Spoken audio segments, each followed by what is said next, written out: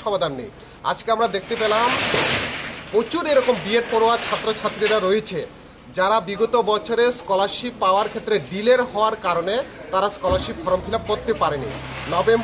নভেম্বরের মাসের ভিতরে স্কলারশিপের যে পোর্টাল ছিল সেটা অফ করে দেওয়া হয়েছে, কিন্তু আমরা দেখতে পেলাম এসটি যার ক্ষেত্রেই এটা হয়েছে।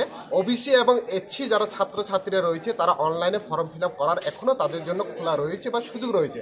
তাহলে আমরা বলতে চাই, বর্তমানে ভারতের বর্ষে একটাই যদি সরকার চলে থাকে, একটাই মাত্র রাজ্যেও একটাই যদি সরকার চলে থাকে, তাহলে একটা সরকারের আমলে দুইটা নিয়ম কেন? এসটিদের ক্ষেত্রে আলাদা কেন, ওবিসি এসসিদের ক্ষেত্রে আলাদা কেন হবে? আপনারা জানেন, বিশেষ করে আমরা যারা শিডিউল ট্রাইবের এসটি ছাত্রছাত্রীরা রয়েছে স্কলারশিপের উপরে ভিত্তি করেই তারা বিএডে পড়াশোনা করেন। তো এরকম প্রচুর ছাত্রছাত্রীরা রয়েছে যারা আজকে স্কলারশিপ ফর্ম ফিল আপ করতে পারেনি।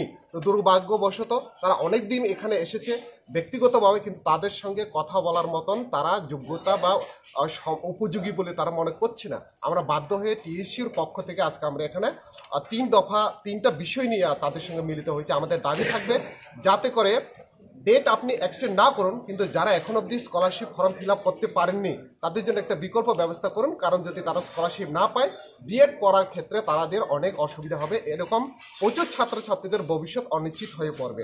দ্বিতীয়ত যেটা রয়েছে সেটা হলো আমাদের যে ডিমান্ডের ভিতরে যেটা রয়েছে, আমাদের প্রথম থেকে ডিমান্ড ছিল ত্রিপুরা রাজ্যের সমস্ত এসটি হোস্টেলগুলোতে হোস্টেল ওয়ার্ডেন পার্মানেন্টলি নিয়োগ করার জন্য, কিন্তু সেখানে নিয়োগ হচ্ছে না। তার কারণে আমরা আগরতলার আনন্দ মোহিনী হোস্টেল, কয়দিন আগে স্পোর্ট হোস্টেলে আমরা দেখেছি 2জন বাচ্চা মেয়ে তারা কিভাবে সুইসাইড করেছে, কিন্তু সুইসাইড করার পরে তাদের আজকে কি অবস্থা রয়েছে, কোন পর্যায়ে রয়েছে, কোনো আপডেট আমাদের কাছে নেই। তার জন্য আমরা বারবার বলেছি যে হোস্টেলগুলোতে আপনি ওয়ার্ডেন নিয়োগ করুন বা হোস্টেল সুপার নিয়োগ করুন, নাইট গার্ড নিয়োগ করুন, কিন্তু দপ্তর এটা নিয়েও পুরোপুরিভাবে ঘুমন্ত অবস্থায় রয়েছে। তো আমাদের তৃতীয় যেটা শেষ দাবি যেটা রয়েছে সেটা হলো, আমরা জানি দ্রব্যমূল্যের বৃদ্ধির এই সময়ে হোস্টেলে একটা ফি ধার্য করা হয় ছাত্রছাত্রীদের জন্য, যেটা বর্তমানে 80 টাকার মতন।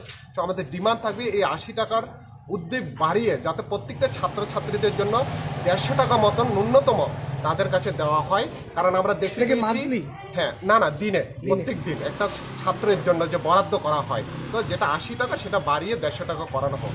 অবশেষে যেটা বলবো, আপনারা দেখতে পেলেন যে হোস্টেল ওয়ার্ডেনের কথা বা সুপারের কথা আমি বলছিলাম। আমাদের মন্ত্রী, ট্রাইবেল ওয়েলফেয়ারের মন্ত্রী, তিনি একটা বিদ্যালয়ে ভিজিট করলেন রাত্রে, তিনি নিজেই স্বীকার করেছেন হোস্টেলগুলোতে র্যাগিং হচ্ছে। র্যাগিং বন্ধ করার জন্য তিনি নিজেই স্বীকার করছেন। তাহলে কি আমরা দেখতে পেলাম বর্তমানে ত্রিপুরা রাজ্যের, বিশেষ করে আমরা যারা ত্রিপুরা ছাত্রছাত্রীরা রয়েছি তাদের যে বর্তমান অবস্থাটা খুবই শোচনীয়। দপ্তর পুরোপুরিভাবে যে ব্যর্থ, তার সঠিক কাজে তিনি করছে না, তার মন্ত্রী নিজের ভিজিটের মাধ্যমে আমাদের সামনে পুরোপুরিভাবে ফুটে হচ্ছে।